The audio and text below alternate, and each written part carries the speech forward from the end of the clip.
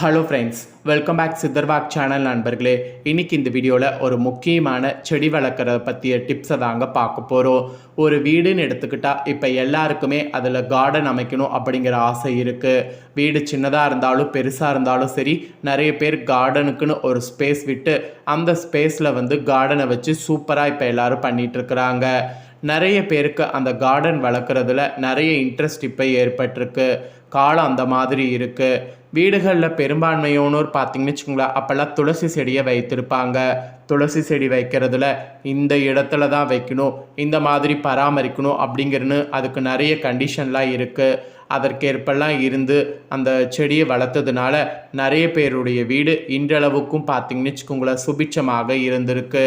So செடி வளர்க்குறதுல இவ்வளோ அதிர்ஷ்டம் இருக்கா அப்படின்னு கேட்டிங்கன்னா, அஃப்கோர்ஸ் கண்டிப்பாக அதிர்ஷ்டம் இருக்குது.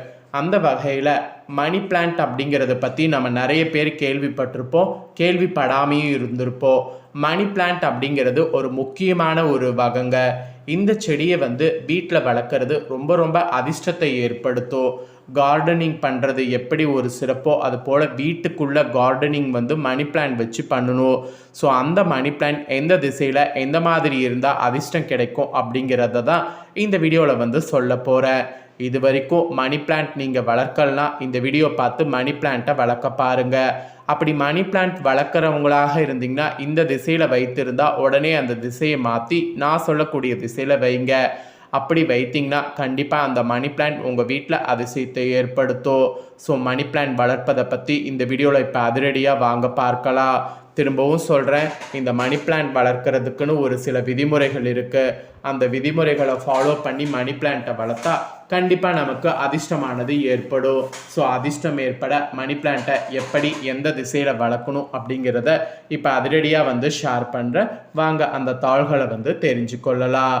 ஆக்சுவலி பார்த்திங்கன்னு வச்சுக்கோங்களேன், மணி பிளான்ட் வைத்து வீட்டில் பார்த்திங்கன்னு வச்சுக்கோங்களேன், பண கஷ்டம் உங்களுக்கு வந்துக்கிட்டே இருக்குது அப்படின்னா நீங்கள் சரியாக அதை பராமரிக்கிறது தான் காரணம்.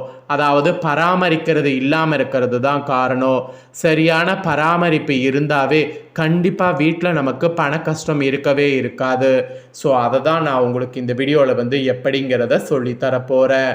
வீட்டில் மணி பிளான்ட் வளர்த்தால் அந்த செடி படர்வதை போல நமது வீட்டில் இருக்கக்கூடிய பண கஷ்டங்கள் நீங்கி வாழ்க்கை செழிப்பாகும் என பல சொல்லி கேள்விப்பட்டிருப்போம்.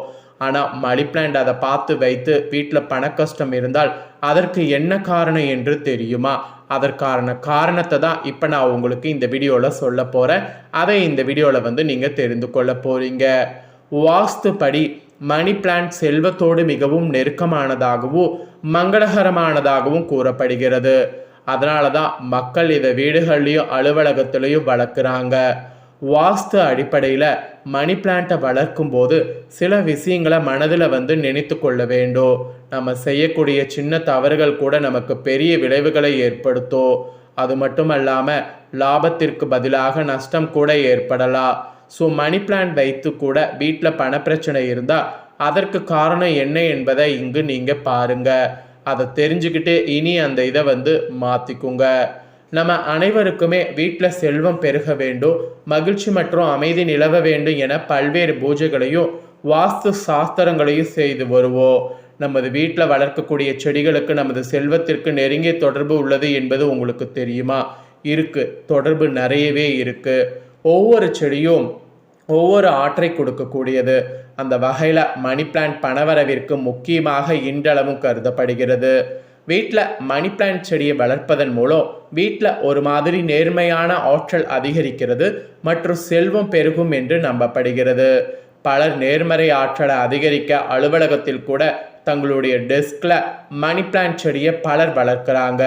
இந்த செடி பணவரவிற்கு எந்த அளவிற்கு முக்கியமோ அதே அளவுக்கு பண இழப்பையும் ஏற்படுத்தக்கூடியது.